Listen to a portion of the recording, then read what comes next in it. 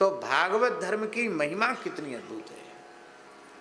मानस जी में गोस्वामी जी ने एक बड़ी सुंदर बात कही, महाराज जी बहुत प्यारी बात। जे ज्ञान मान विमत,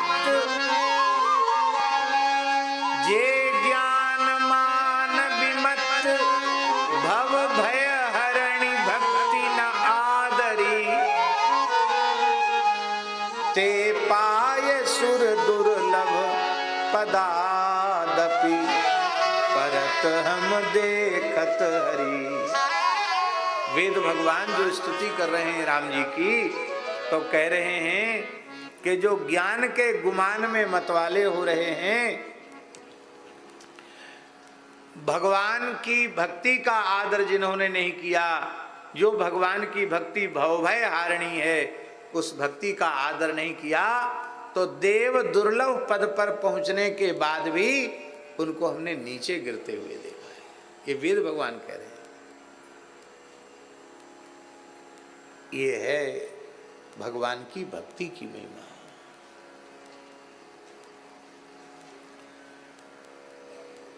बंदरिया को बच्चा जो होए ना, बाकी जुम्मेवारी होए ये मैया को कस के पकड़ के रखे,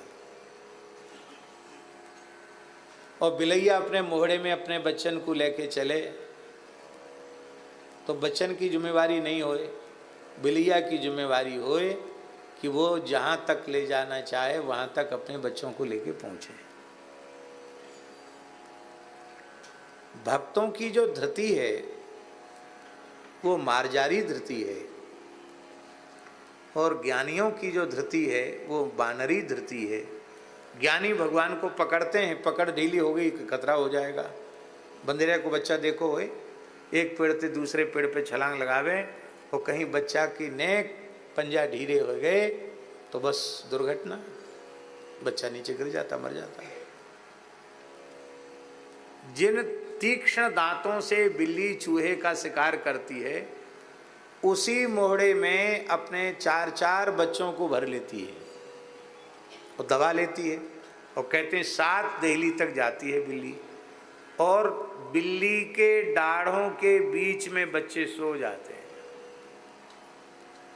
अब बच्चों की जिम्मेवारी नहीं, बिल्ली ने पकड़ रखा है। व्याघ्री यथा हरेत पुत्रान, महर्षि पाणिनि ने पाणिनि शिक्षा में लिखा है, व्याघ्री यथा हरेत पुत्रान दंष्ट्राभ्याम न च पीडयेत, भीता पतन भेदाभ्याम तद्वद वर्णान प्रयोजयेत। पाणिनि जी ने कहा, व्याघ्री जैसे अपने पुत्रों का हरण करती है, भीता पतन भेदाभ्याम, कहीं गिर न जाएं, इस हिसाब से इनके हमारे तीक्ष्ण दांतों से उनका कोई रोया न उखड़ जाए, इतना डर करके वो लेके चलती है। इसी प्रकार से बुद्धिमान पुरुष को, ज्ञानवान पुरुष को शब्दोच्चारण करना चाहिए। ये महर्षि पाणिनि जी कहते, गुरु जी ने पढ़ाया। तद्वद वर्णान प्रयोजयेत।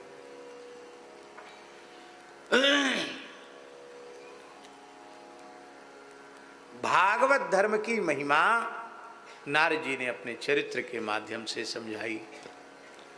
श्री सौनकादि ऋषियों का प्रश्न था कि भगवान, वैराग्य होना बड़ा कठिन है, और युवावस्था में परीक्षित को वैराग्य हो गया। बड़े बड़े राजा महाराजा जिस समृद्धि को देखकर लालायित होते थे, अरे कहाँ तक कहें इंद्रादि देवता भी उनके ऐश्वर्य को देखकर लालायित होते थे, उस ऐश्वर्य को भरी युवावस्था में बमन के समान त्याग दिया और अनशन व्रत लेकर परमहंस चक्र चूड़ामणि सुखदेव जी के चरणों में बैठकर सत्संग करने लगे। तो ये वैराग्य कैसे उनको हो गया? राजर्षि परीक्षित के जन्म का वृत्तांत आप कृपा करके समझाइए।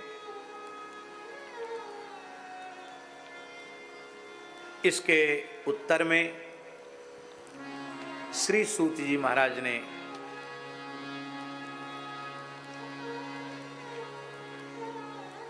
महाभारत के कतिपय प्रसंगों का स्मरण किया। गर्भ में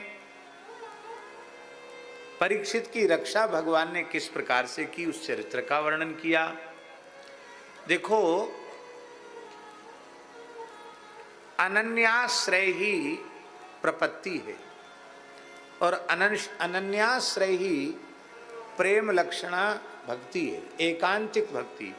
परमैकांती भक्त जो होते हैं वो भगवान को छोड़कर दूसरे किसी का आश्रय नहीं लेते,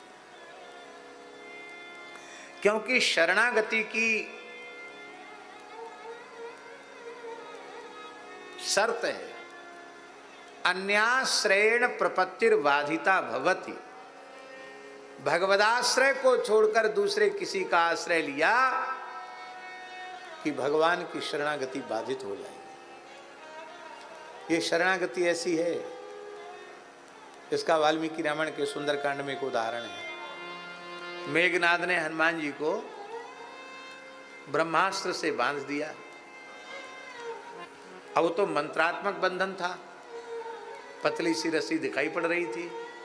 राक्षसों ने मन में सोचा, ये इतना विशालकाय बलवान बानर, ये पतली सी रस्सी भला इसको कैसे रोक पाएगी। ये तो पता नहीं क्यों ये बानर ऐसे निश्चेष्ट होकर के पड़ा हुआ है, तो मोटा रस्सा ला करके बांध दिया जाए। तो सण बलकल का मोटा रस्सा ला करके राक्षसों ने हनुमान जी को बांधा, और हनुमान जी को जैसे मोटे रस्से से बांधा, ब्रह्मास्त्र अंतर्धान हो गया। क्योंकि ब्रह्मास्त्र किसी दूसरे अस्त्र का बंधन सहन करता नहीं, वो अंतर्धान हो गया। वैसे तो कठिन था हनुमान जी का छूटना, मंत्रात्मक बंधन था। तब धिक्कारा है, मेघनाद ने कहा कि अरे मूर्खो, तुमने हमारे सब किए कराए पे पानी फेर दिया। क्यों? उस मंत्रात्मक बंधन को ये बानर नहीं तोड़ सकता था, किंतु ये मोटा रस्सा जिसको तुम सोच रहे उसको तोड़ना कठिन है, ये तो चटपट टूटेगा। और ऐसे ही हुआ। तो जैसे ब्रह्मास्त्र दूसरे बंधन को सहन नहीं करता, ऐसी शरणागति अन्याश्रय को सहन नहीं करती। और एक बड़ी विलक्षण बात है, पांडवों में सब भगवान के भक्त हैं। पांचों पांडव भक्त हैं। द्रौपदी परम भक्ता है। पांडवों से अधिक भक्त है द्रौपदी। पांडवों में जितनी भक्ति है उससे ज्यादा भक्ति द्रौपदी में है।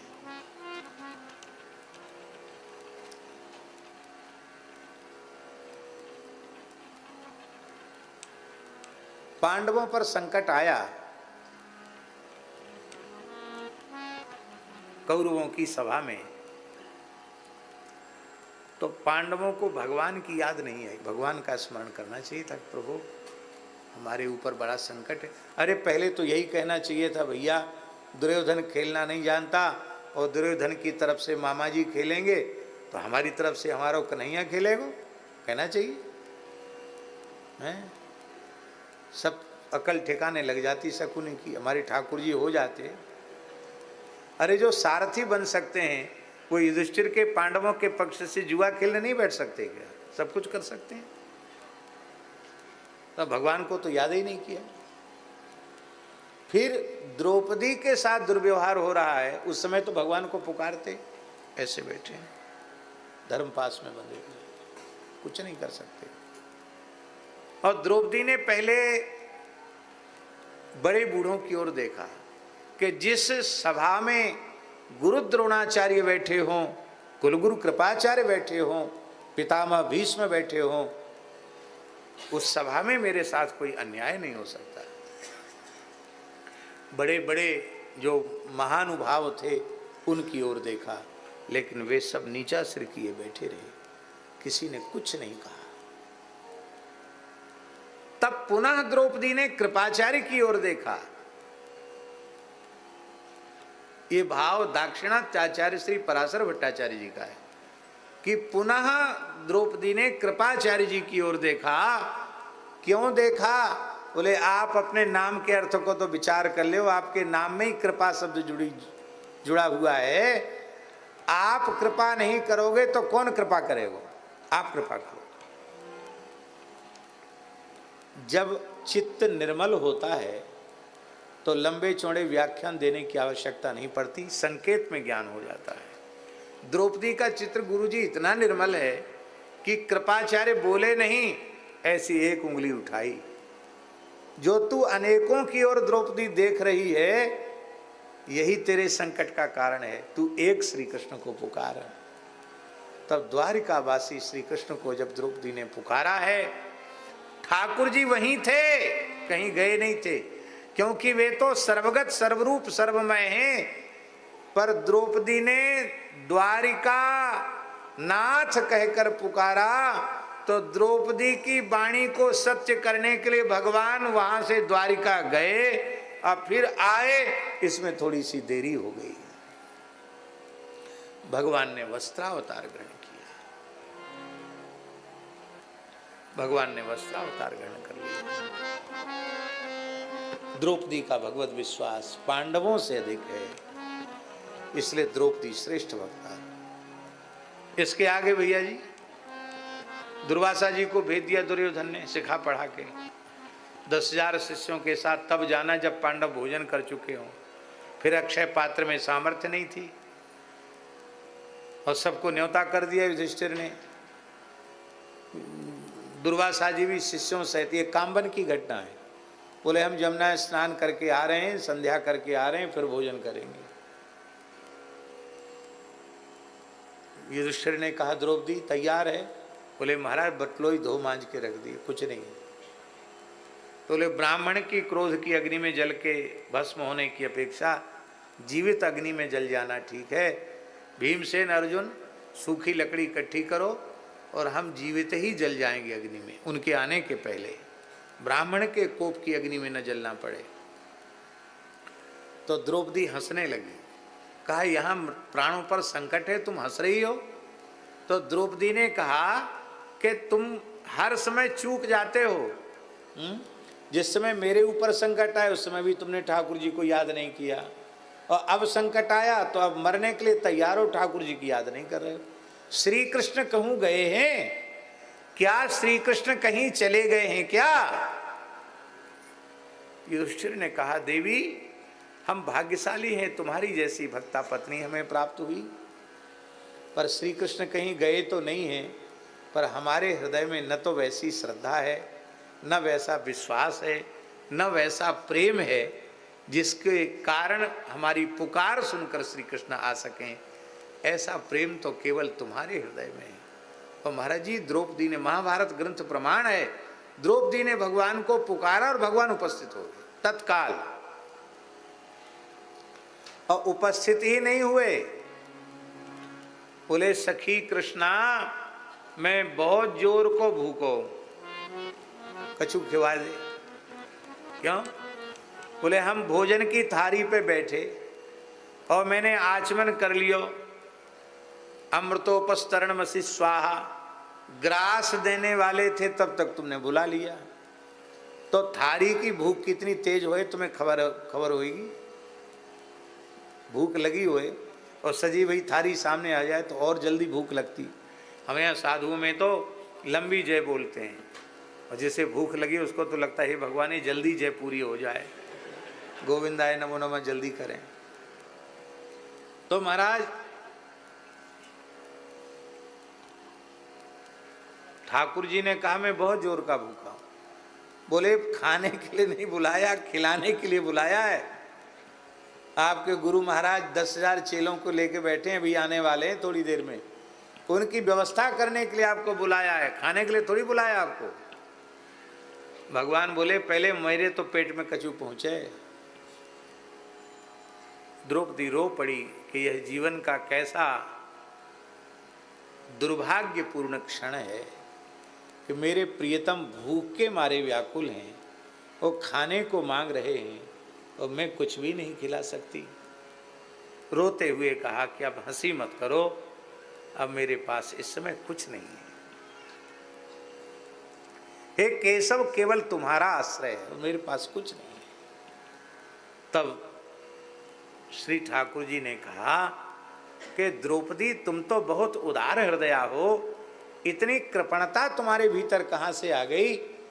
पूरे ब्रह्मांड को तृप्त करने की सामर्थ्य तुम्हारे पास है, और तुम मुझे नहीं खिला सकती हो। लाओ अक्षय पात्र लाओ, बटलोई लाओ। बटलोई भगवान के हाथ में दी गई, उसमें एक शाक का पत्ता लगा हुआ था। अब यहां गुरुजी एक विशेष बात है, अयोनिजा यज्ञाग्नि समुद्भवा द्रौपदी,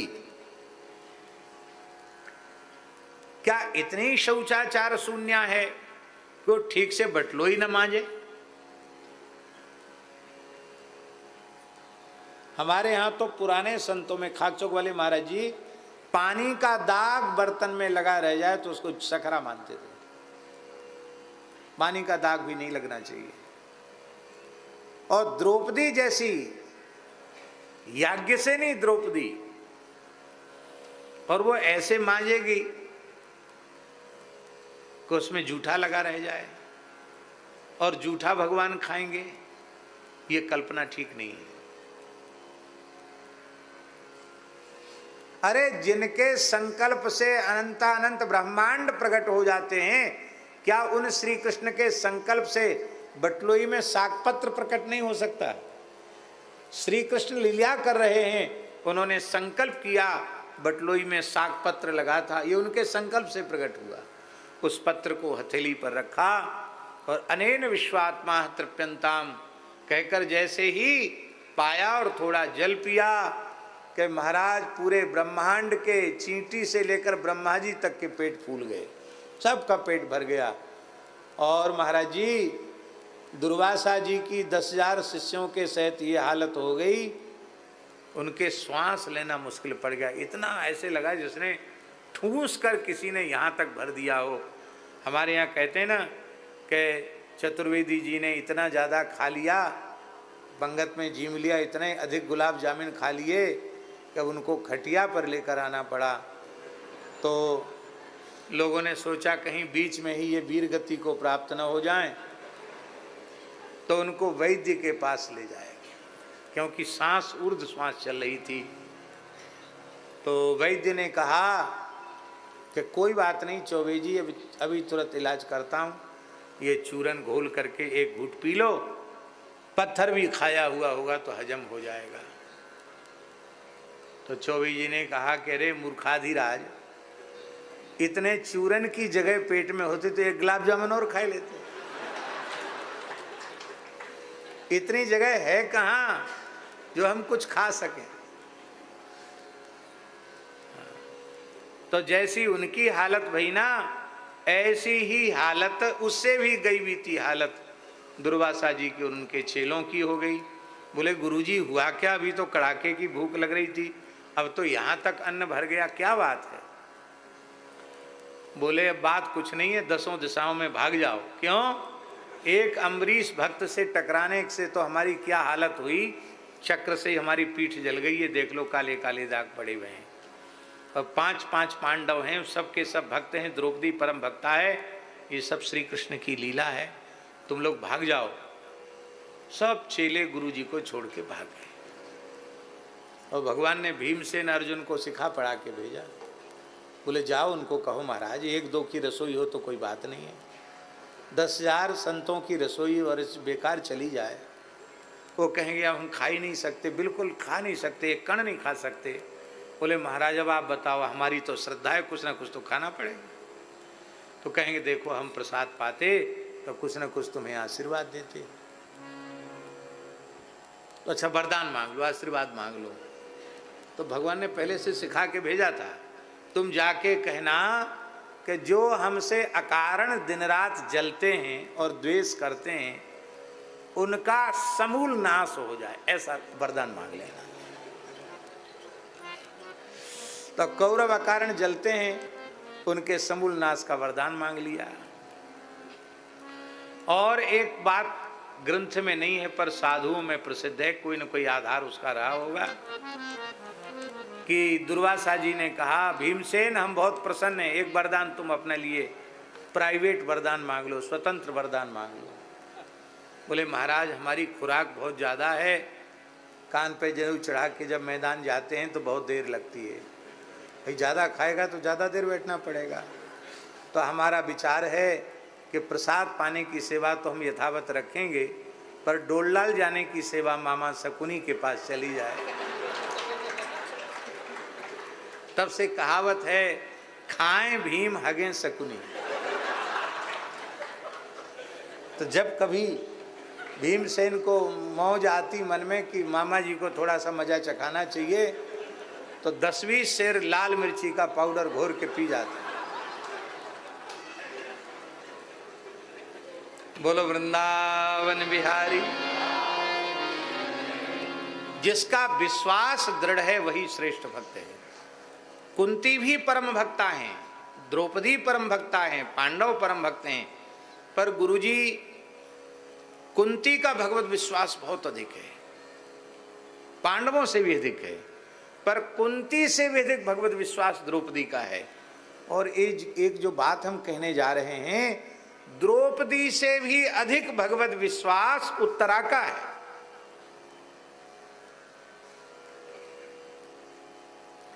कुंती ने उल्हना दिया अक्रूर जी को। अक्रूर जी जब गए, भगवान श्री कृष्ण ने द्वारिका से भेजा कि चाचा जी हमारी बुआ जी की खोज खबर लेके आओ। अक्रूर जी आए। उस समय कुंती ने अक्रूर जी को उलाना दिया, तुम हमारे भाई हो, बसदेव हमारे खास भाई हैं, लेकिन विपत्ति में कोई किसी का नहीं होता। इस लिखा हुआ है ग्रंथ में। कुंती ने उलाना दिया बसदेव जी को कि भाई ने हमारी इस संकट में सहायता नहीं की, मैं कितनी विपत्ति में रही, क्या क्या नहीं मेरे साथ किया, मेरे पुत्रों के साथ हुआ। अक्रूर जी ने कहा कि देखो, उनको दोष देना अच्छा नहीं है, कंस कसाई उसने हम सबको कितना परेशान करके रखा था, ये तो भगवान कृष्ण ने उस कंस के अत्याचार से हम लोगों को मुक्त किया है। वसुदेव देवकी ने कितनी यातना भोगी है, वे स्वयं बेचारे कष्ट में थे, अब चिंता मत करो। उस समय कुंती ने कहा कि अब तो हमें समझ गई हूँ, मेरो कोई सहारा ना है कन्हैया के अलावा, हमारे सब कछु श्री कृष्ण हैं। तो कृष्ण हैं ये तो ठीक है, पर उल्हाना है। द्रौपदी ने किसी को उल्हाना नहीं दिया। गुरुजी बड़ी विचित्र बात है कि द्रौपदी ने इतनी बड़ी घटना होने के बाद भी पांडवों को कभी दोष नहीं दिया कि इन्होंने मेरे साथ ऐसा क्यों किया, कोई उल्हाना नहीं। उल्हाना दिया तो कृष्ण को उल्हाना दिया, पांडवों को उल्हाना नहीं दिया। अपने मन की बात कहनी तो श्री कृष्ण से कहा, इसलिए मन की मन में रहनी चाहिए और कहनी होए तो मनमोहन से कहनी चाहिए, क्योंकि आप रही मन निज मन की व्यथा, मन ही राखे गोए, सुन इठलई है लोग सब बांट न लई है कोई। समाधान तो ठाकुर जी के चरणों में है। उत्तरा की भक्ति इतनी श्रेष्ठ है कि अश्वत्थामा ने उत्तरा के गर्भ पर ब्रह्मास्त्र का प्रयोग किया। संतान बीजम कुरु पांडवानाम, कौरव और पांडवों के एकमात्र संतान बीज हैं। यदि परीक्षित नष्ट हो जाते हैं तो भरत वंश का नाम निशान मिट जाता है, कुरुवंश नहीं रहता है। और उस समय उत्तरा कोई सामान्य अवस्था में नहीं है। मन्यु की पत्नी उत्तरा, उनकी सास द्रौपदी है। बहुओं पर कोई संकट आता है तो अपनी सास से कहती है कि माँ जी हमें बचा लो, कहना चाहिए।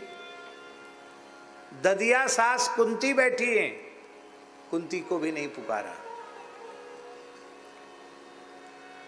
धर्मराज युधिष्ठिर, गदा पाणी भीमसेन, गांडीवधारी अर्जुन, नकुल सहदेव सब हैं, लेकिन किसी की ओर देखा नहीं, किसी को पुकारा नहीं, सीधे श्री कृष्ण को पुकारा। द्रौपदी ने तो देखा कि ये बचा लेंगे, ये बचा लेंगे, ये बचा लेंगे, लेकिन उत्तरा ने सबके रहते हुए और महाराज जी उस समय पांडवों पर कोई संकट भी नहीं। कौरवों की सभा में जुआ हो, उसमें तो संकट था, क्योंकि वे अपने आप को हार चुके थे, इसलिए कुछ कर नहीं सकते थे। यहां तो पांडव चक्रवर्ती सम्राट हैं, राजा हैं, पर उत्तरा ने केवल भगवान का आश्रय लिया। और उत्तरा ने भगवान से कहा कि हे प्रभु, पाहि पाहि महायोगी देव देव जगत्पते, नान्यम त्वदभयं पश्ये यत्र मृत्यु परस्परम। हे महायोगिन, हे जगतपते, हमारी रक्षा करो, हमारी रक्षा करो, क्योंकि नान्यम त्वदभयं पश्ये, इस विश्व विराट ब्रह्मांड में आपके अतिरिक्त अभय प्रदाता और कोई दूसरा नहीं है। अभयदान देने में आप ही समर्थ हैं, क्योंकि संसार की स्थिति तो ऐसी है, यत्र मृत्यु परस्परम, कोई किसी का रक्षक नहीं है, एक दूसरे के काल बने हुए हैं, एक दूसरे के भक्षक बने हुए हैं। तो तुम अपनी रक्षा की प्रार्थना कर रही हो? उत्तरा कहती बिल्कुल नहीं, मैं जलकर भस्म हो जाऊं इसकी मुझे तनिक भी परवाह नहीं है, चिंता नहीं है, पर मुझे इस बात की चिंता है कि भक्तों की रक्षा का जो आपका विरध है, आपकी प्रतिज्ञा है, वो प्रतिज्ञा कहीं नष्ट न हो जाए। आपने भक्तों की रक्षा की प्रतिज्ञा की है और अश्वत्थामा ने आपके भक्तों के नाश की प्रतिज्ञा की है। हम ये नहीं चाहते हैं कि आपसे जो विमुख है उसका संकल्प सत्य हो जाए, आपकी प्रतिज्ञा सत्य होनी चाहिए। ये ब्रह्मास्त्र मुझे जलाकर भस्म कर दे, मुझे परवाह नहीं है, लेकिन पांडवों का वंश बीज सुरक्षित रह जाए, ये नष्ट न हो जाए। और भगवान ने उत्तरा के गर्भ में प्रवेश किया।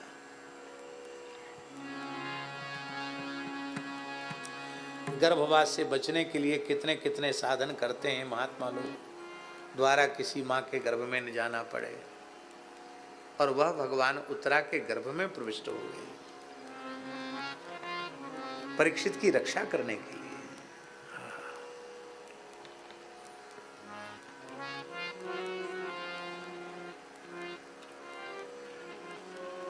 भगवान ने परिक्रमा करते हुए गर्भ की अपनी कौमुद की गदा घुमा घुमा कर चक्र की तरह राजर्षि परीक्षित की रक्षा की।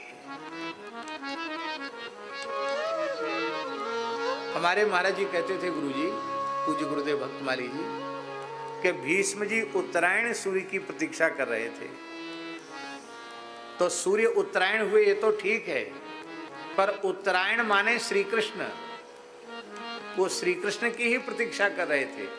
उत्तरायाः गर्भो आयनम यस्य असौ उत्तरायण श्री कृष्ण, महाराज जी कहते थे, उत्तरा का गर्भ ही जिनका निवास स्थान बन गया है, वो श्री कृष्ण आ गए। और उन्होंने कहा कि अब समय आ गया, तब भीष्म जी ने अपने देह का त्याग कर दिया। परीक्षित से संबंध है, पांडव तो फुफेरे भाई हैं, पर परीक्षित तो सहोदर भ्राता है, एक ही उदर में रहे हैं, सहोदर भ्राता है। सृष्टि में सबसे अधिक भाग्यशाली हैं परीक्षित, सर्वाधिक भाग्यशाली हैं परीक्षित। क्यों? ध्रुव जी को 5 वर्ष की अवस्था में 6 महीने की अल्प आयु में भगवत साक्षात्कार हो रहा ब्रज में ध्रुव टीला पर परीक्षित को तो गर्भ में ही भगवान का साक्षात्कार हो गया। एक क्षण 2 क्षण के लिए जब तक गर्भ में परीक्षित हैं, तब तक भगवान उनके साथ है। और एक विशेष बात, जब परीक्षित का जन्म हुआ तो अस्त्र के प्रभाव से परीक्षित की पुनः मृत्यु हो गई। ऐसा लगा मरा हुआ बालक पैदा हुआ। उत्तरा ने रुदन आरंभ किया, भगवान श्री कृष्ण का स्मरण किया, भगवान प्रकट हो गए। भगवान ने मृत परीक्षित की देह को अपनी अंक में लिया और बड़ी प्रेम भरी दया भरी दृष्टि से परीक्षित की ओर देखा और कहा, यदि अर्जुन में मेरी निष्कपट प्रीति हो तो ये बालक जीवित हो जाए। अर्जुन उपलक्षण है, मानो भगवान ने अपने भक्तों में जो प्रेम है उसकी शपथ ली, उसको दांव पर लगाया। यदि भक्तों में मेरा निष्कपट प्रेम है तो ये बालक जीवित हो जाए। और भगवान की करुणा भरी दृष्टि पड़ने से परीक्षित को पुनः प्राणों का संचार हो गया, क्योंकि एक बार तो उन्हें मरना पड़ेगा, नहीं तो ब्रह्मास्त्र झूठा हो जाएगा। पुनः भगवान ने उनको जीवन दिया। तो गर्भ में भगवत साक्षात्कार और फिर भगवान की गोद में जब प्राणों का संचार हुआ तो नेत्र खोले तो सबसे पहले श्री कृष्ण को ही देखा। अपनी जन्मदात्री माता का मुख भी नहीं देखा, सबसे पहले किसी का मुख दर्शन किया तो श्री कृष्ण चंद्र के मुख चंद्र का दर्शन किया। ऐसे भाग्यशाली हैं परीक्षित, कोई सामान्य व्यक्ति नहीं है परीक्षित, श्रवण भक्ति के आचार्य हैं।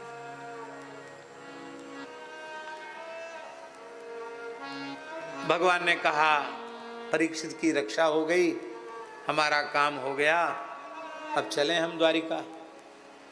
भगवान द्वारिका के लिए तैयार हो गए, रथ पर विराजमान हो गए। भगवान चलने ही वाले हैं। कुंती के कान में खबर पड़ी कि श्री कृष्ण द्वारिका जा रहे हैं। अत्यंत व्याकुल हृदय से कुंती दौड़ी हुई भगवान श्री कृष्ण के सामने आकर खड़ी हो गई, रथ के सामने आकर खड़ी हो गई। प्रयाणा विमुखम कृष्णम इदमा प्रथा सती। प्रयाणा विमुखम, प्रयाणा विमुखम माने भगवान बिल्कुल प्रयाण कर जाना ही चाहते हैं।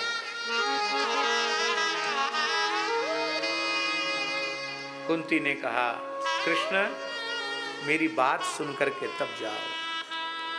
रो रही है कुंती। भगवान श्री कृष्ण रथ से नीचे उतरा, कहा, बुआ जी अब क्या काम बाकी रह गया, अब क्यों रो रही हो? बोले, कछु पूछो मत, हमें अपने मन की सबरी बात कर लेने दो। जो कछु मैं कह वो चाह रही हूं, आप धैर्य पूर्वक सुन लो। ये भागवत की सबसे पहली स्तुति है, कुंती स्तुति, बड़ी प्यारी स्तुति है।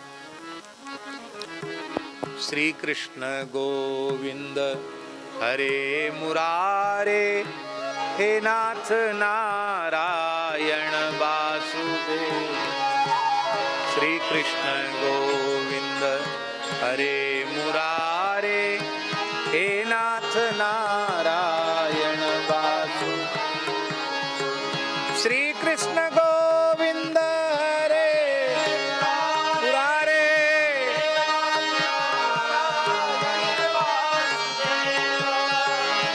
श्री कृष्ण गोविंद हरे,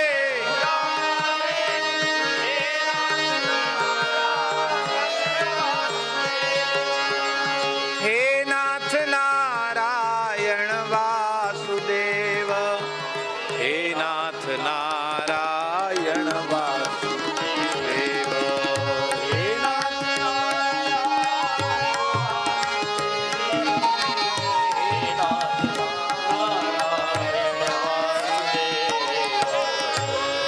कुंती जी की स्तुति बड़ी अद्भुत स्तुति है। कुंती जी ने कहा, नमस्ये पुरुषं त्वाद्यमीश्वरं प्रकृते परम अलक्ष्यं सर्वभूतानां अंतर्बहिरवस्थितम्।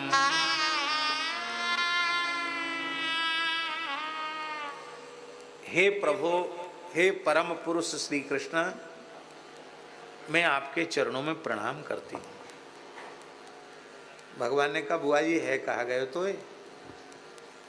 आप मेरी बुआ, मैं आपको भतीजो, मैं आपके चरणन में झुक के प्रणाम करूं और आप हमें आशीर्वाद दो।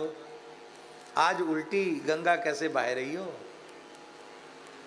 कुंती कहती हैं पुरुषम, वस्तुतः सृष्टि में पुरुष एकमात्र आप ही है। इसलिए परब्रह्म का स्तवन वेद में जिन मंत्रों से किया गया है उसे पुरुष सूक्त कहा जाता है। क्या कहा जाता? पुरुष सूक्त। पुरुष माने क्या होता है श्रीकांत जी? पुरुष माने होता है इस पुरी में जो अंतर्यामी रूप से शयन करे, उसका नाम है पुरुष। इसलिए पुरुष शब्द का अर्थ ही सर्वांतर्यामी श्री कृष्ण है। सभी शरीरों में वही विद्यमान है। हे भगवान, आप ईश्वर हैं। ईश्वर माने आप सर्वेश्वर हैं। और प्रकृते परम, आप प्रकृति से परे हैं, प्रकृति के अधीश्वर हैं। और प्रभु केवल आप जीवों के भीतर नहीं हैं, बाहर भी आप हैं। अलक्ष्यम सर्वभूतानां अंतर बहिरवस्थितम, आप सभी प्राणियों के भीतर हैं और सभी प्राणियों के बाहर हैं। तब प्रश्न उठा कि दिखाई क्यों नहीं पड़ते? अलक्ष्य क्यों हैं? अनुभूति का विषय क्यों नहीं बनते? बोले अनुभूति का विषय इसलिए नहीं बनते कि माया जवनिकाच्छन्नम अज्ञाधोक्षजमव्ययम् न लक्ष्य से मूढ़दृशा नटो नाट्यधरो यथा। आपने अपने आप को माया के पर्दे में छिपा रखा है। जैसे कठपुतली का नाच नचाने वाला सूत्रधार सूत अपनी उंगलियों में पुरो लेता है धागे और स्वयं पर्दे के पीछे छिपकर बैठता है और उंगली हिलाता है, और दर्शक लोग अनुभव करते हैं कि कठपुतली हंस रही है, नाच रही है, रोए रही है, गाए रही है। वस्तुतः वो तो लकड़ी की पुतलिका, वो न हंस सके, न गाए सके, न रोए सके, न चल सके, न नाच सके, न बोल सके। क्रिया भी सूत्रधार कर रहा है और बोल भी वही रहा है। ऐसी हे प्रभु, आप सूत्रधार हैं और ब्रह्मा, सामान्य प्राणी से लेकर ब्रह्मा जी तक सब आपके हाथ की कठपुतली है।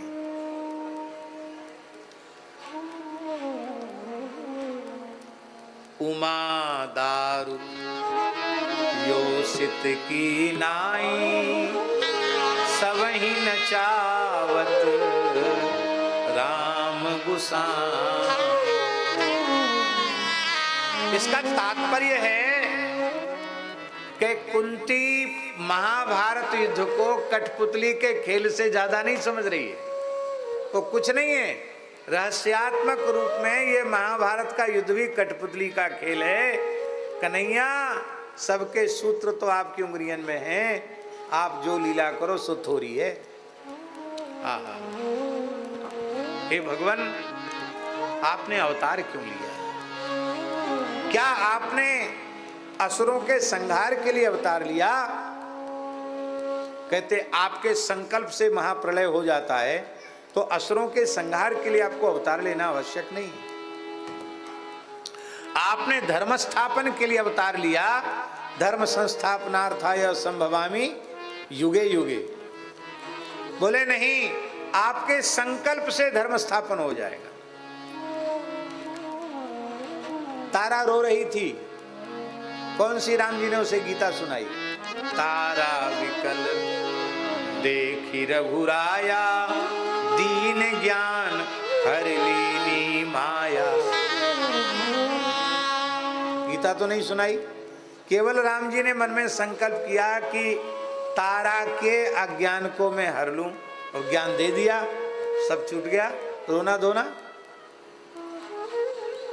धर्म की स्थापना भी इनके संकल्प से हो जाएगी। ब्रह्मा जी को अपने हृदय के संकल्प से ही तो वेदों का ज्ञान देते हैं। फिर आपके अवतार का प्रयोजन क्या है? बहुत प्यारी बात है। तथा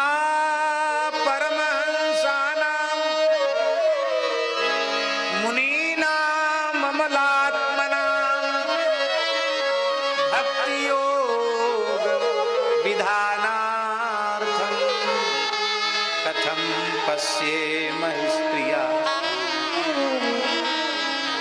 हे नाथ, अमलात्मा विमलात्मा मननशील परमहंस महात्माओं को भक्ति योग प्रदान करने के लिए आपने अवतार लिया।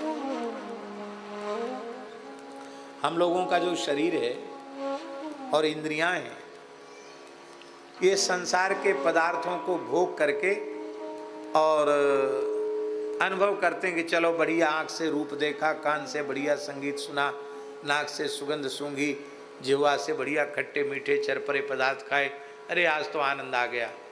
कृतार्थता का अनुभव करते हैं, यद्यपि वो कृतार्थता का अनुभव नहीं है, पर फिर भी हम लोग करते हैं कि नहीं करते हैं?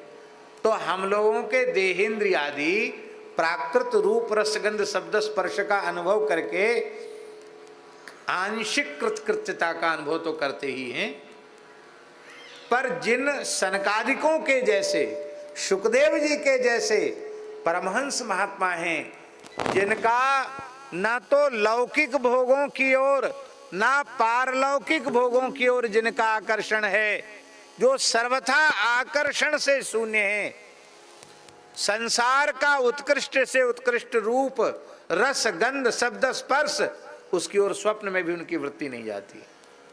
ब्रह्मलोक तक भोगों से वैराग्य हो चुका है उनको। अब ऐसे जो तत्वज्ञानी महात्मा हैं, उनको शरीर लेने का क्या फल मिला? संसार के भोग में तो उनकी इंद्रियां जा नहीं रही हैं, पारलोक के भोगों का आकर्षण नहीं है, तो उनका शरीर तो बेकार हो गया कि नहीं हो गया? तो उन परमहंस महात्माओं के देहेंद्रियादि को सफल बनाने के लिए आपने अवतार लिया है। श्री नारद सुख सनकादि भी आंख भर के आपको देखें, आपकी मीठी मृतक जियावनी वाणी को कानों से सुने, आपके दिव्य श्रीअंग की चरण कमल की मकरंद सुगंध का आग्रहण करें, आपके मधुराति मधुर नाम के माधुर्य का अनुभव करें। राम नाम लड्डू, गोपाल नाम खीर, हरि को नाम मिश्री, आए घोर घोर पी, हमारे साधुओं में कहावत। इसलिए संतों का आहार ही हरि नाम है, यही मीठा है, बहुत मीठा है। तो सनकादिक शुकदेव जैसे जो महात्मा हैं, उनको भी भक्ति योग का विधान करने के लिए आपने अवतार लिया है। इसका तात्पर्य है गुरुजी कि भक्ति योग के द्वारा ही देहेंद्रियादि की सफलता है। ज्ञानियों के देहेंद्रियादि का साफल्य भी भगवत भक्ति में है, भगवत प्रेम में है। इसलिए जो सर्वोच्च कोटि का ज्ञानी होता है, वो सर्वोच्च कोटि का भक्त भी होता है। भगवान आदि शंकराचार्य सर्वोच्च कोटि के ज्ञानी हैं और सर्वोच्च कोटि के भक्त भी हैं। दूसरा कोई माने न माने, हम मानते हैं सर्वोच्च कोटि के भक्त हैं। महाराष्ट्र के संतों की परंपरा में श्री ज्ञानेश्वर महाराज, कैसा अद्भुत उनका तत्व ज्ञान है, कितनी ऊंची कक्षा में अवस्थित हैं, लेकिन उनकी प्रेम लक्षणा रसरूपा भक्ति भी कैसी अद्भुत है। उनके ज्ञान का आदर स्वयं पंढरीनाथ जी करते हैं, उन्हें आचार्य रूप में अनुभव करते हैं। भगवान आचार्य के जैसी मर्यादा ज्ञानेश्वर महाराज के साथ रखते हैं, और कितने उच्च कोटि के भक्त हैं। इसलिए साधना के सामान्य धरातल पर भेद है, पर सर्वोच्च अवस्था में पहुंचने के बाद ज्ञान भक्ति में भेद मिट जाता है। तो भक्ति की ऐसी महिमा है कि ज्ञान योगियों के देहेंद्रियादि का साफल्य भी भगवान की भक्ति में है। तो उनको भक्ति योग का विधान करने के लिए भगवान प्रभु आपने अवतार लिया है। और भगवान, मैं तो सामान्य स्त्री हूं, मैं आपके स्वरूप का कैसे अनुभव करूं, कैसे समझूं? और कुंती कहती, हमको ज़्यादा समझने की आवश्यकता भी नहीं है, क्योंकि मैं जितना समझ चुकी हूं उतना ही मेरे लिए पर्याप्त है। तो ठाकुर जी ने कहा कि बुआ जी आप कहाँ समझ चुकी हैं, हम बताए तो जो कम से कम, कि आपने हमें कहाँ समझो। कुंती कह रही है कृष्णाय वासुदेवाय देवकी नंदनाय नंद गोप कुमाराय गोविंदाय नमो नमः। मैं तो केवल इतना जानती हूँ कि हमारे यदुकुल के कुलगुरु गर्गाचार्य जी ने आपको नाम कृष्ण रखे हो, आप हमारे कृष्ण हैं, कृष्णाय नमः। ये आपका पहला परिचय है।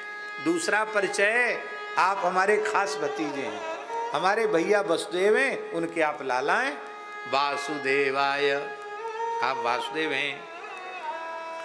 और तीसरा परिचय है, आप हमारी भाभी के गोद के खिलौना हैं, देवकी नंदनाय च।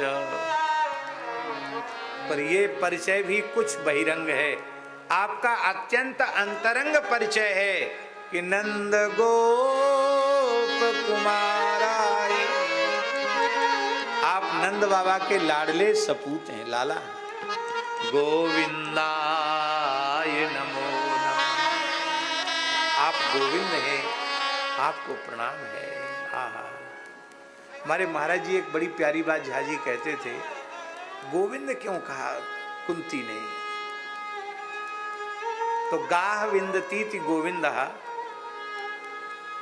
तो कुंती मानो ये कह रही हैं कि प्रभु, ये जो आपके भक्तों के विरोधी विमुख हैं ना, ये तो कसाई के जैसे हैं और मैं बूढ़ी गाय के जैसी हूं। 4-5 ब्यात है जाएं तो गैया को फिर वृद्ध ही माना जाता है, तो मैं बूढ़ी गाय के जैसी हूं, फिर भी मुझे परवाह नहीं है, क्योंकि आप गोविंद हैं, आप मेरे रक्षक हैं, इसलिए मुझे किसी की परवाह, किसी का भय नहीं है, किसी की चिंता नहीं है। ऐसे हे गोविंद, हे गौओं के रक्षक, आप हमारी रक्षा करें। इसी तरह से द्रौपदी ने कौरवों की सभा में भैया जी गोविंद कहकर पुकारा। मानो द्रौपदी के मन में भी यही भाव था कि आप गोविंद हैं और मैं गाय हूं, ये कसाईयों के बीच में घिर गई हूं, आप ही मेरी रक्षा कीजिए। देखो, सच्ची बात यह है कि कोई मनुष्य यदि यह अहंकार करता है कि मैं गोसेवा करता हूं या गोरक्षा के काम में लगा हुआ हूं, तो मेरे विचार से उससे बड़ा मूर्ख और कोई दूसरा नहीं होगा। भैया गैयान की रक्षा करने वाले तो गिरिराज बाबा हैं, ग्वारिया गोपाल हैं, गोविंद हैं। और आज भी पूरे देश में जो बड़ी बड़ी गौशालाओं का संचालन हो रहा है, दोनों प्रधान जनसेवक बैठे हैं, सरकारों से सहयोग हो रहा है, वो भी उन सरकारों से सहयोग हो रहा है जिनके मन में कहीं गोरक्षा की भावना है।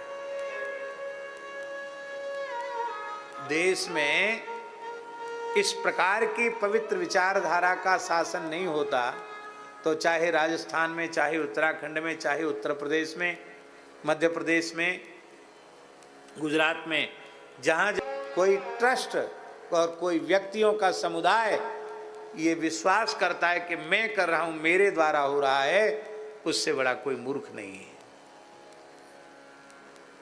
हमारी तो ऐसी मान्यता है, भैया ठाकुर जी ही गैयान की सेवा कर रहे हैं।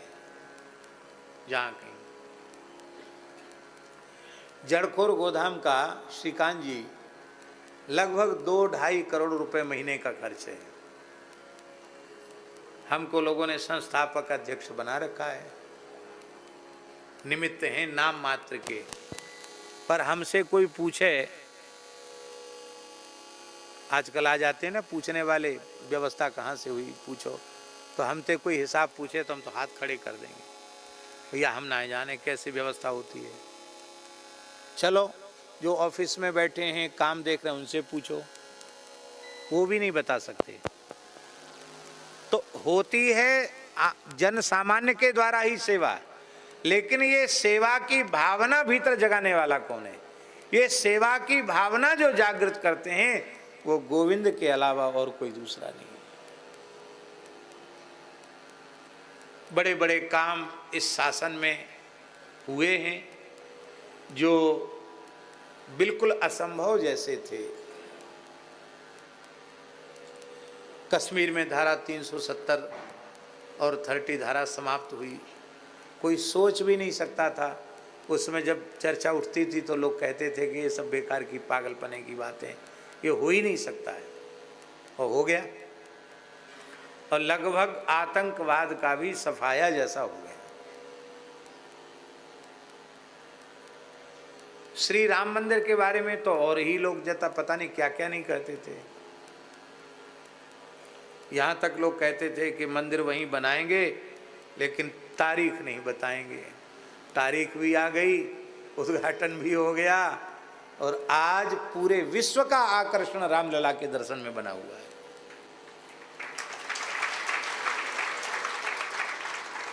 अभी कुछ समय पहले ये चल रहा था कि भाई ये वक्फ बोर्ड वाला कैसे खत्म होगा, ये तो हो ही नहीं सकता है, क्योंकि कुर्सी के लालची और तुष्टीकरण ही जिनका एकमात्र सिद्धांत है, उस विचारधारा के लोगों ने तो देश को पता नहीं कहाँ ले जाकर खड़ा कर दिया था।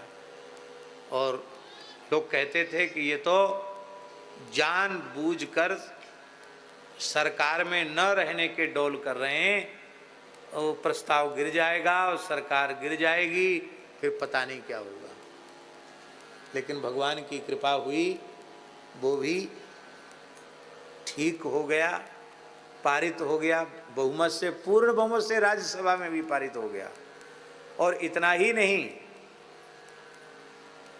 इतनी बड़ी संख्या उत्तर प्रदेश में है, लेकिन गोरक्ष पीठाधीश्वर योगी बाबा बैठे हैं, किसी ने चू नहीं किया। मध्य प्रदेश में भी किसी ने चू नहीं किया, महाराष्ट्र में भी कुछ नहीं, गुजरात में भी कुछ नहीं। हाँ, पश्चिम बंगाल में उपद्रव हो रहा है। ये तो होगा, कब तक होगा? तब तक रहेगा उपद्रव जब तक भारतीय जनता पार्टी की सरकार बंगाल की धरती पर पूर्ण बहुमत से नहीं आ जाती। हम यहाँ कोई वोट मांगने नहीं बैठे हैं, लेकिन ये बात हम कह रहे हैं, राष्ट्र के हित का चिंतन करते हुए बात कह रहे हैं कि आजकल सोशल मीडिया में बात कहीं से कहीं तक पहुंच जाती है। बंगाल की धरती से जिनका संबंध जुड़ा है, बंगाल के जो नागरिक हैं, जिनका आरडी ईमानदारी से बंगाल का बना हुआ है, पश्चिम बंगाल का, उन सबको चुनाव के समय पूर्ण संगठित होकर के और मतदान करना चाहिए। बंगाल को बचाने के लिए मतदान करना चाहिए। बांग्लादेश जैसी, और अभी भी हिंदू अल्पसंख्यक नहीं है, वहां बहुसंख्यक है हिंदू, पर बटा हुआ है। इसलिए बंगाल में जो भी लोग हैं हिंदू सनातनी विचारधारा के, उनके मतों का पूर्ण ध्रुवीकरण होना चाहिए और उस सत्ता का सफाया होना चाहिए, और भारतीय जनता पार्टी की विचारधारा की सरकार पूर्ण परिपूर्ण बहुमत के साथ वहां आनी चाहिए, नहीं तो और अधिक उपद्रव वहां होगा।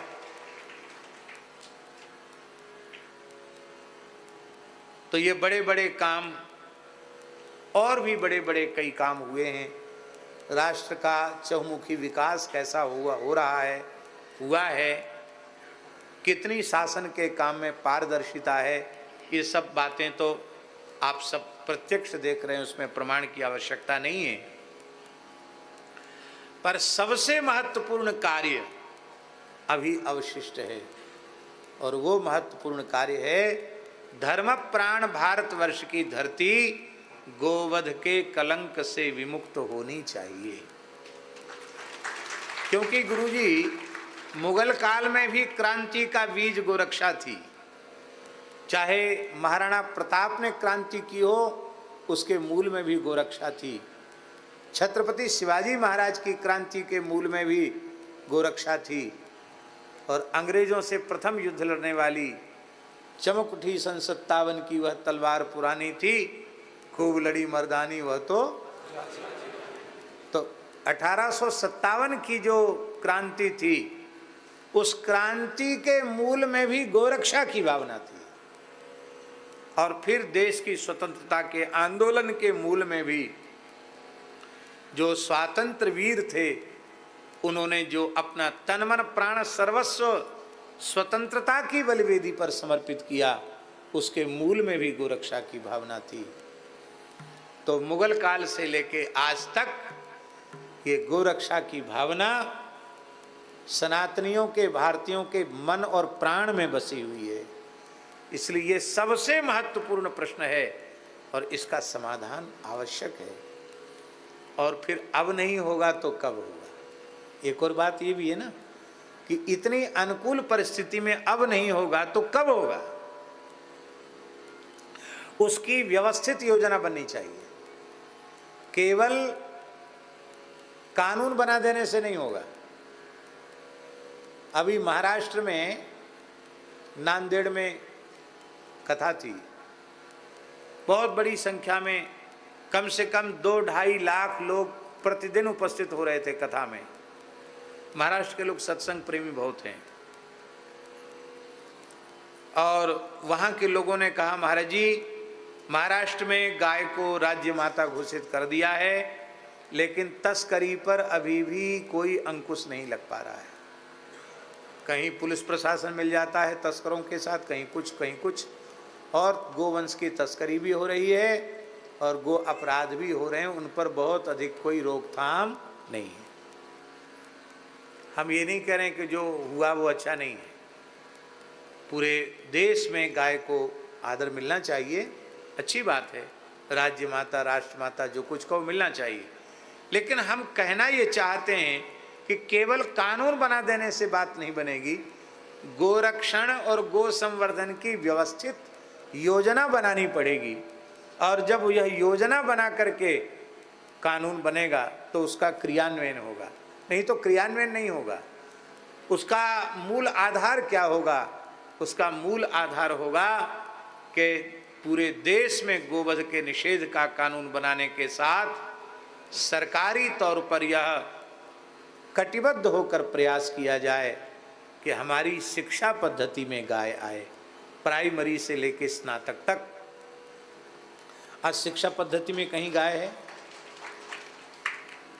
शिक्षा पद्धति में गाय नहीं। पढ़े लिखे आईएएस या पुलिस विभाग के अधिकारी पीएस बनते, एसपी वगैरह बनते हैं, उन बेचारों ने गाय के बारे में कभी पढ़ा ही नहीं, गाय के बारे में उनकी श्रद्धा नहीं, वो क्या करेंगे? इसलिए प्राथमिक पाठशाला से लेकर स्नातक तक और बच्चे की योग्यता के अनुसार गो विषयक शिक्षा, उसको गो आधारित शिक्षा, फिर गो आधारित चिकित्सा। चिकित्सा में गाय का कितना महत्वपूर्ण स्थान है। श्रीकांत जी, जिस समय कोरोना का काल था, उस समय लाखों लोगों के प्राण पंचगव्य ने बचाए हैं, गाय के गोमूत्र ने बचाए हैं, गो अर्क ने, अमृत अर्क ने कितने लोगों के प्राण बचाए हैं। गो आधारित चिकित्सा। और तीसरा उपाय है गो आधारित कृषि, गो कृषि, सात्विक अन्न, गो दुग्धान्न, गो दुग्ध का गव्य पदार्थों का प्रयोग हो और गाय के गोबर गोमूत्र के वैज्ञानिक पद्धति से किए गए प्रयोग से अन्न हो। अन्न उत्पादित करते हैं, उनके अन्न को सरकार अधिक राशि दे करके खरीदे तो किसानों में प्रोत्साहन होगा। भाई नर गोवंश है, लोग कहते नर गोवंश कहाँ जाएगा। नर गोवंश मान लो उसका हल में प्रयोग कम हो गया या बैलगाड़ी में प्रयोग नहीं हो रहा है, अनुपयोगी जैसा लग रहा है, लेकिन जब गो आधारित कृषि होगी तो गोबर गोमूत्र तो वो भी देगा कि नहीं देगा, उसका भी प्रयोग होगा कि नहीं होगा। और बड़े पैमाने पर वैज्ञानिकों का अनुसंधान करके नर गोवंश के द्वारा ऊर्जा का उत्पादन हो करके और एक बड़े पैमाने में काम हो सकता है। इच्छा शक्ति हो तो क्या नहीं हो सकता है। संसार में कोई भी वस्तु व्यक्ति पदार्थ अनुपयोगी नहीं है, सब उपयोगी है। योजकस्तत्र दुर्लभः, योजक दुर्लभ है, कोई चीज व्यर्थ नहीं है भगवान की सृष्टि में। फिर वृषभ तो धर्म का स्वरूप है, वो व्यर्थ हो जाएगा तो धर्म ही नहीं रहेगा। इसलिए संपूर्ण गोवंश, चाहे नर गोवंश हो अथवा गाय हो, मादा गोवंश हो, वो अत्यंत उपयोगी।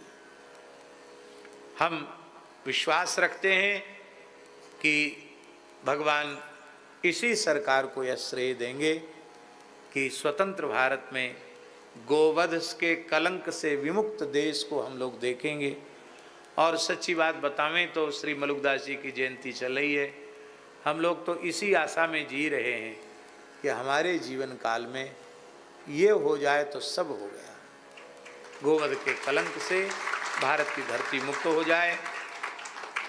इसके लिए हम लोगों को क्या करना चाहिए, ये काम सरकार के हैं, हम लोगों को क्या करना चाहिए, हम लोगों को गोरक्षार्थ नित्य भगवान से प्रार्थना करनी चाहिए। उसमें कोई पैसा का खर्च नहीं है, ये हम कर सकते हैं। दूसरा कार्य हमको करना चाहिए कि हमें व्यक्तिगत जीवन में गव्य पदार्थों के सेवन की प्रतिज्ञा करनी चाहिए कि हम भारतीय वेद लक्षणा देसी गाय के दूध दही घी का ही प्रयोग अपनी देवाराधन में करेंगे, देव पूजा में करेंगे, श्राद्ध आदि में करेंगे और अपने आहार के रूप में, अपने परिवार के आहार के रूप में उसी का प्रयोग करेंगे।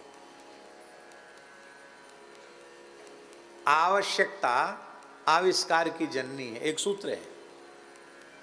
आप विचार करो कि मान लो वृंदावन के सभी लोग एक साथ निश्चय कर लें कि हम तो भाई बाजार का अप्रामाणिक दूध जो अन्य अन्य पशुओं का है, जर्सी का है या भैंस का, भेड़ बकरी का है, वो दही उपयोग करेंगे, उसी से ठाकुर सेवा करेंगे, उसी से अतिथि का सत्कार करेंगे, दूसरी चीज हम खरीदेंगे ही नहीं, लेंगे ही नहीं। यदि ऐसा सब लोग निश्चय कर लें तो सब डेयरी वाले, सब मिठाई की दुकान वाले हाथ पे हाथ धर के बैठ जाएंगे कि नहीं, बोलो बैठेंगे कि नहीं बैठेंगे। कोई खरीदेगा नहीं तो बेचारी दुकान बंद रह जाएगी। तब मिठाई की डेयरी की दुकान खोलने के पहले लोग गौशाला खोलेंगे। भैया हमें दुकान चलानी है तो वेद लक्षणा भारतीय देसी गाय के दूध दही का प्रबंध हमें अब करना ही पड़ेगा। तो स्वयं गव्य पदार्थों के सेवन की जो प्रतिज्ञा है, ये भी गोरक्षा का एक बहुत श्रेष्ठ साधन है। तो गो रक्षा के लिए भगवान से प्रार्थना, आहार में गव्य पदार्थ की प्रतिज्ञा, गव्य पदार्थ सेवन की प्रतिज्ञा, और तीसरा काम है कि किसी न किसी रूप में प्रतिदिन गो सेवा करना। क्रियात्मक रूप से, भावात्मक रूप से, सृजनात्मक रूप से, रचनात्मक रूप से, बौद्धिक रूप से हैं। लोग दिन भर मोबाइल में लगे रहते हैं, ये इतना भारी जहर है रे राम राम। किस व्यक्ति ने इसका सृजन किया, भगवान उसका भला करे। मनुष्य जन्म का अमूल्य समय इसी में नष्ट हो रहा है। सवेरे लोग समय से नहीं उठते, उसमें कारण मोबाइल है, देर रात तक उसको छिड़ते रहना। अरे भाई, जिनको बहुत उत्तम उपयोग कर सकते हैं उनकी बात तो हम नहीं कहते, लेकिन जिनको कोई मतलब नहीं है वो मोबाइल, छोटे छोटे बच्चे मोबाइल। अरे भाई, बाबा जियों को क्या मतलब है, पर बुरो मत मानियो, वो मानो तो मान लो। बड़े महात्मा की पहचान है बड़ा मोबाइल। श्रेष्ठ संत वही है जिसके पास 2-4 तरह के बढ़िया बढ़िया, सुनते हैं लाख लाख 2-2 लाख रुपए के मोबाइल आते हैं, और महंगे भी आते हैं क्या?